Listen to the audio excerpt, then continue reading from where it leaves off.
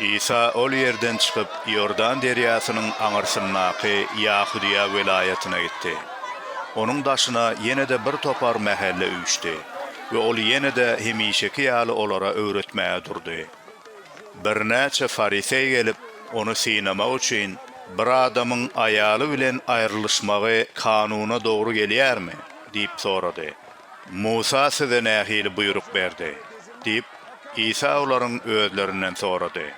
Olar, Musa talak haty esasyna aýrylyşmaga ygtyýar beripdi diýdiler. İsa olara, Musa size doň ýürekdiňiz üçin bu buyrugy ýazdy. Aslynda Hudaý yaradylışyň başyna insanlary erkek we aýal edip yaratdy. Şol sebäpden hem erkek ata-enesini taşlap aýaly bilen birleşýär we olaryň ikisi bir ten bolýar. Şeýlelikde olar inni iki däl, bir tendir. Şonuň üçin hem Hudaýyň birleşdirenini insan aýyrmasyn diýdi.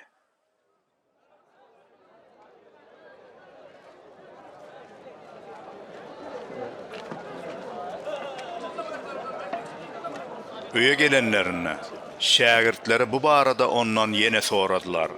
İsa olara, aýalyny aýryp başga aýala öýlenen adam öz aýalyna garşydyna edýändir.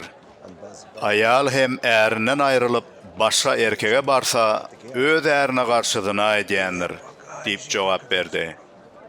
Başlaryna elini goýsun diýip adamlar çağalary İsa'nyň ýanyna getirdiler. Emma şähertler muny görüp olara käýediler. İsa muny görenne gahary geldi. Ol şähertlerine, çağalary meniň ýanyma göýberiň. Olary saklamaň. Hudaýyň şalygy şular ýarlaryňkydyr. Size dogrusyny aýdýaryn. Kim Hudaýyň şalygyny çaga ýaly kabul etmese, ol ýere asla girip bilmez, diýdi. Ol çağalary gujaklap, başlaryna elini goýup, olara pata berdi.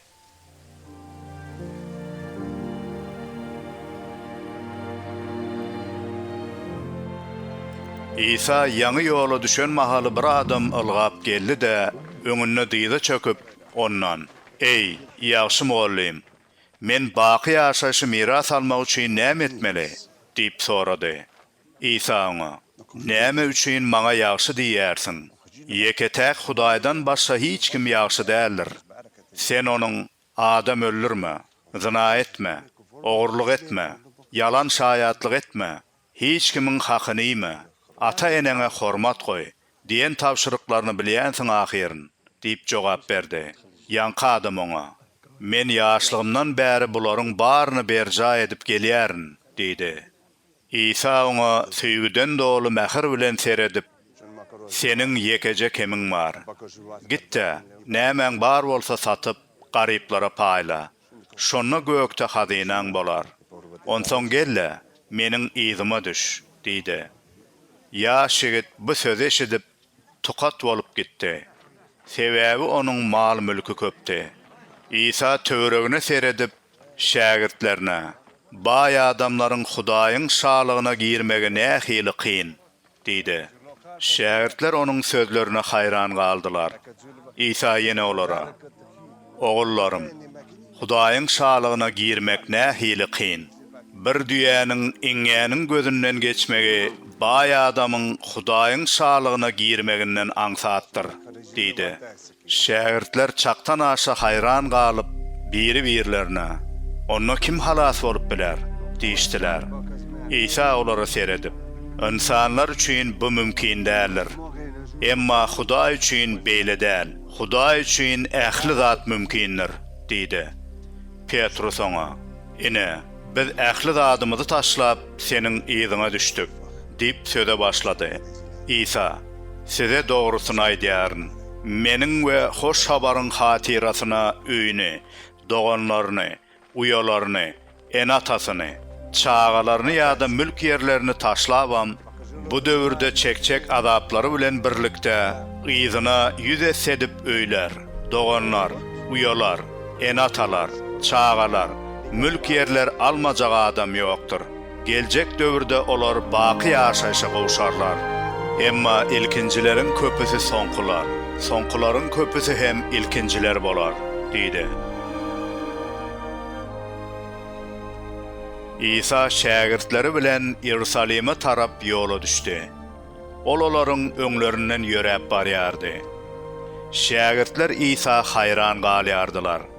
İsa'nın izine düşüp barýan halky hem gorky gaplap alypdy.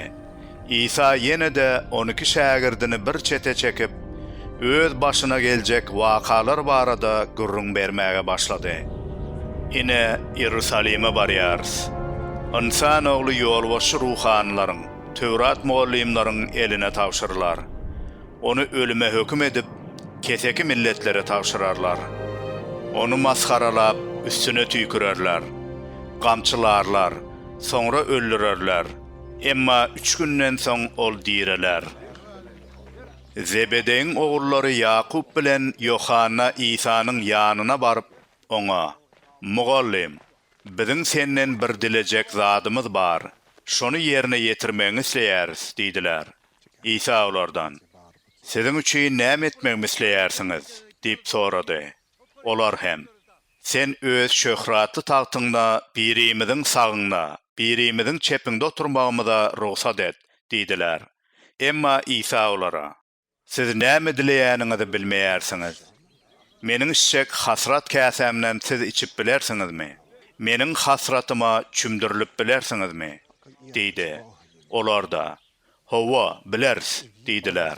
İsa olara: "Siz meniň içjek käsemden içersiňiz, meniň hasratyma çümdirilersiňiz. Ýöne size sagymna ýa çepimde oturmaga ruhsat vermek meniň elimde däl. Bu kimler üçin taýýarlanan bolsa, şolar üçindir" diýdi. Beýleki 10 şägirt muny eşidip, Ýakup bilen Yohanna gaharlanmaga başladylar. İsa olary ýanyna çagyryp: "Özüňiz bilýärsiňiz, keseki milletleriň arasynda baş tutan saýlyanlar olara hökümdarlyk edýärler. Ýokary wezipelileri de agalyk edýärler. Siziň araňyzda beýle bolmasyn. Araňyzda kim üstün bolmak isleýän bolsa, beýlekileriň hyzmatkary bolsun. Kim ilkinji bolmak isleýän bolsa, beýlekileriň guly bolsun. İnsan ogly hem özüne hyzmat edilmek üçin däl, eýsem başgalara hyzmat etmek üçin köpleriň ugruna janyny gurban edip, olary azad etmek üçin geldi" diýdi. Soňra olar Yeriko şäherine geldiler. İsa şähertleri we uly mähelle bilen bu şäherden çykyp barýarka Timay ogly Bartimey kör ýoluň gyrasynda dilekçilik edip otyrdy. Nasraly İsa'nyň ol ýerdedigini eşidip: "Ey Dawud ogly İsa, maňa rehim et" diýip gıýgyrmaga durdy. Köp adamlar oňa sesiň çykmasyn diýip käýediler. Emma ol öňküden hem gaty ses bilen: "Ey Dawud ogly, maňa rehim et" diýip gıýgyrdy. İsa ayak çekip, "Onu çagyryň" diýdi. "Köre, dogumly bol, tur ýeriňden, ol seni çagyrýar" diýdiler. Kör donuny bir ýana taşlap turdu da İsa'nın ýanyna geldi. İsa ondan: "Seniň üçin näme etmegimi isleýärsiň?" diýip sorady. Kör adam: "Halipa, gözlerim açylsyn" diýdi. İsa hem oňa: "Bar, imanyň saňa şifa berdi" diýdi. Şo wagtda bu adamyň gözleri açyldy. Onsoň ol hem İsa'nın izine düşüp gidiberdi.